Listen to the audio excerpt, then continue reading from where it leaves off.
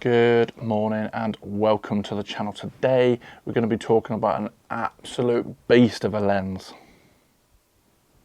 Let's go! As I said in the intro, we're going to be talking about a new lens that I've just recently got from work. They've been in the pipeline for over a year now, I think, from work. I've been crazy busy. I just recently borrowed this particular lens from a friend, and I was like, I need this. So we're just going to go straight into it. This is the Canon 50mm 1.2 RF. It's absolute beast, absolute beast. I have it here, look. Is it going to focus? Yeah. We're just going to go straight into it. It's already been unboxed because of serial numbers when I had to get it from work. But yeah, as you can see on the top down camera here, look, the RF 50mm 1.2 L series USM, absolute beast. So this is not sponsored, got it in with work, because if you didn't know, I'm a full-time British Army photographer and videographer. We got these in to issue out to the photographers and videographers. I guess it would be mainly advertised as a portrait lens, and I've had my own 50mm. This is funny. So I've had my own 50mm 1.8, the budget lens that I paid. Let's see if it's going to zoom in on that. Probably not. I might do. So I paid 160 quid for this about 5 years ago, maybe something like that. Maybe less than 5 years ago. Anyway, we're going to do a size comparison. So let's get it out and see what you get with it. You get the usual case that you never use because my camera bag's pretty thick, that I usually use. It's all nice and padded. I've got a Peak Design bag. If you want me to do a review on that, let me know. Excuse me. First proper day off of work. Yesterday I was driving all day with the family, so I covered like 500 odd miles, pretty much all day. So this is the first time I'm on leave and I get to actually do some filming. So straight in it. Got the lens hood. There we have the absolute beast. I'm going to be quiet to get a bit of ASMR on the go.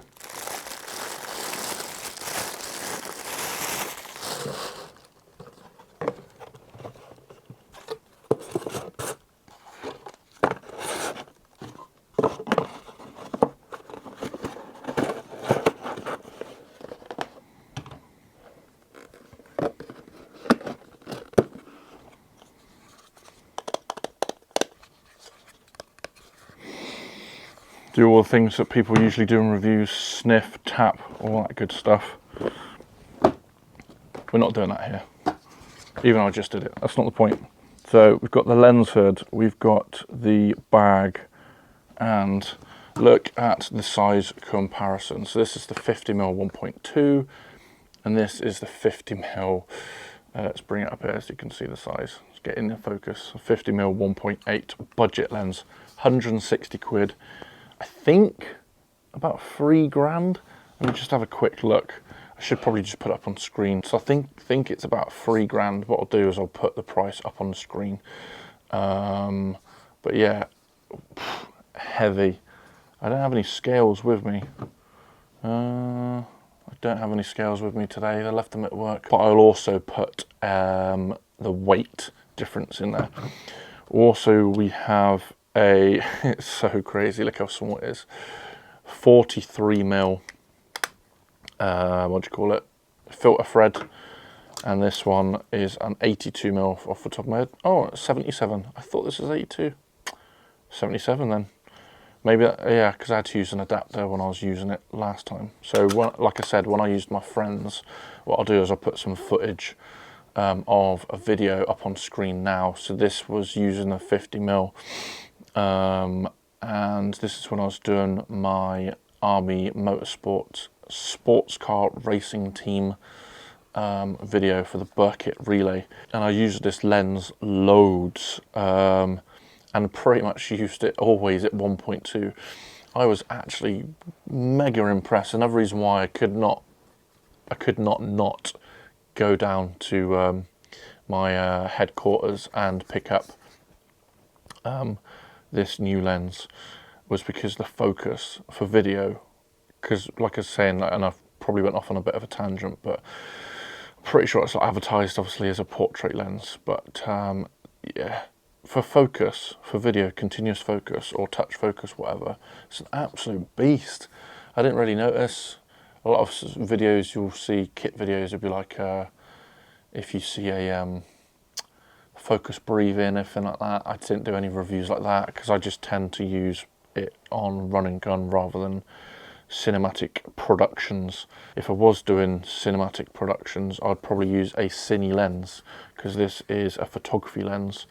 I'll probably do another video about that.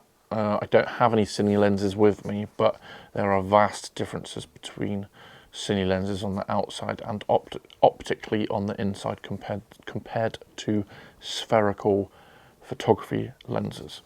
But as you can see, we've got 50mm on the side. We've got autofocus and manual focus, or autofocus and manual focus, like I just did then. You've then got whether you want to do.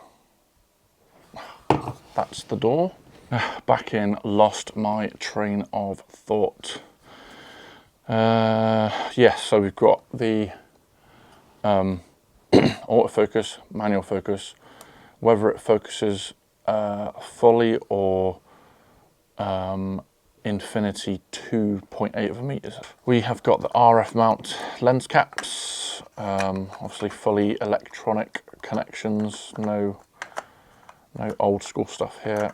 Oh, let's go, come on. Not gonna lie, the old EF mount caps used to fit way better. Anyway, like I said, 72mm, nope, 77mm, 1.2. And if you can look on here, look, absolutely wild. Let's have a look on here. Absolutely wild how small they are in comparison. This one is obviously. But what I'll do is I will finish this video with some more footage from when I used it. This is a short, sharp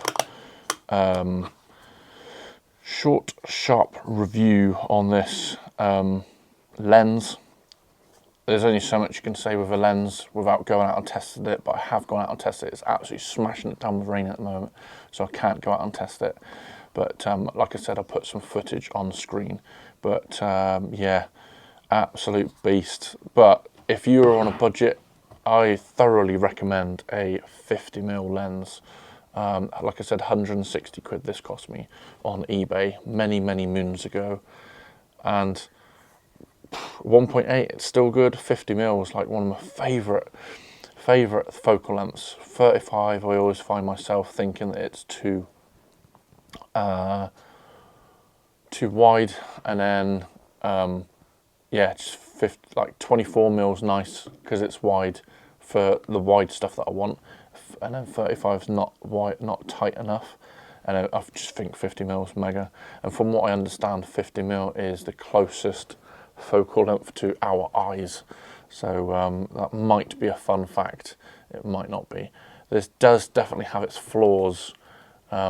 With if you're trying to manual focus, it's nails. You have to put you have to go in the menu and say that you want this specifically to be manual focus. It's a bit of a faff, but still, I think it's still a quality lens. I haven't had any dramas with it. Don't think it's supposed to be weather sealed, but I've had it in the rain. Literally, like I said, I had no bloody dramas. No dramas whatsoever. It's quality. I just wanted this because it's got an extra 2 stops of light going from 1.8 to 1.4 to 1.2. And although it being heavy, it is absolutely lush. It's just dripping in quality. So without further ado, we're going to end this. I am going to leave you with some more footage from the race. What I'm going to do in the next couple of weeks, I hope, is to do a review / reaction and an explanation behind the scenes of that particular bokeh race which I mentioned. I think that'd be a cool video just to explain what I did, why I did it, and yeah, pretty much how I roll out and about with the kit, because it was a first for me for that particular race, and it's going to be the start of great things to come. So if you're down with that, subscribe, like this video, follow for more, and I'm going to have another unboxing of something. Have a look here, it's got that R, that's the only clue you're going to get. It's an R of a new camera from Canon, new to me anyway. It's not brand new. Comment below what you think that is. But like I said, like and subscribe, follow for more, hit that bell button, share this video. Thank you very much for watching, and I shall catch you in the next one.